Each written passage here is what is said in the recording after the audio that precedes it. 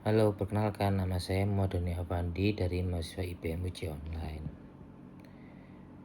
Pada kesempatan ini saya akan mempresentasikan tentang hasil studi kasus terkait Foreign Direct Investment atau FDI, khususnya mengenai hubungan perdagangan Indonesia dengan Amerika Serikat, kebijakan investasi yang diterapkan oleh Donald Trump, serta contoh implementasi FDI di Indonesia.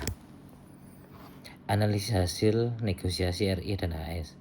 Pertama kita bahas hasil negosiasi antara Indonesia dan Amerika Serikat. Penurunan tarif dari 32% menjadi 19% dapat dikatakan sebagai langkah yang cukup strategis bagi Indonesia. Dengan tarif yang lebih rendah, produk ekspor Indonesia seperti tekstil dan furniture masih memiliki peluang untuk tetap bersaing di pasar Amerika. Selain itu, kesempatan ini juga memberikan kepastian dalam aturan perdagangan yang sebelumnya cenderung tidak stabil. Hal ini penting karena kepastian regulasi akan mengaruhi kepercayaan pelaku bisnis dan investor. Namun, di balik keuntungan tersebut, terdapat tantangan yang harus dihadapi Indonesia. Perlu memberikan sejumlah konsensi seperti membuka akses pasar yang lebih luas bagi produk Amerika, menyesuaikan standar tertentu, serta meningkatkan impor dari Amerika Serikat. Dampaknya, industri dalam negeri bisa menghadapi tekanan yang lebih besar karena harus bersaing dengan produk luar yang masuk lebih bebas. Jadi kesepakatan ini bisa dibilang sebagai strategi untuk mengurangi risiko jangka pendek, tetapi membutuhkan kesiapan industri domestik dalam jangka panjang. Bagian 2, alasan strategi kebijakan FDI Amerika. Selanjutnya kita melihat dari sisi Amerika Serikat, khususnya kebijakan yang diterapkan oleh Donald Trump. Kebijakan ini didasarkan pada prinsip American First dan pendekatan resiprokal yang pada dasarnya bertujuan menarik perusahaan asing untuk membangun fasilitas produksi langsung di Amerika. Ada beberapa alasan strategis di balik kebijakan ini.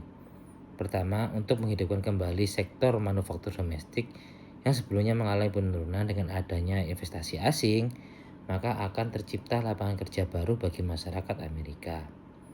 Kedua, untuk mengurangi defisit perdagangan. Jika perusahaan asing memproduksi barang di Amerika, maka nilai tambah ekonominya akan dihitung sebagai bagian dari PDB Amerika, bukan lagi impor. Ketiga, dari sisi strategis, kebijakan ini juga memberikan kontrol yang lebih besar terhadap rantai pasok global.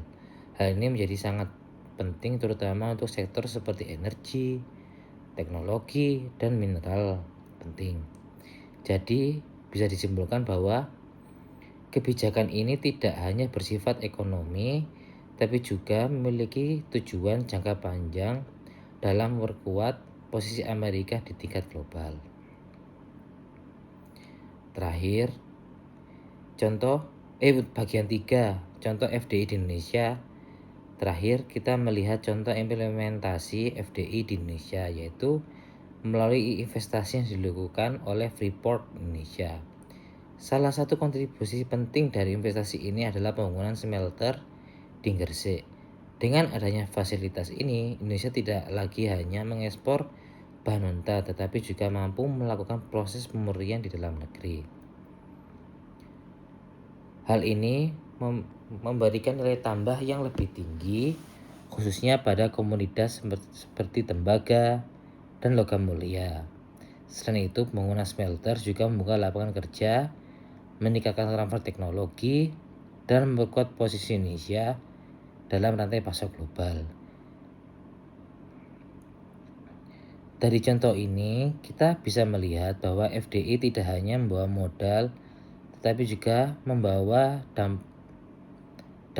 dampak jangka panjang terhadap pengembangan industri nasional. Untuk closing, sebagai kesimpulan, FDI memiliki peran yang sangat penting baik bagi negara maju maupun negara berkembang.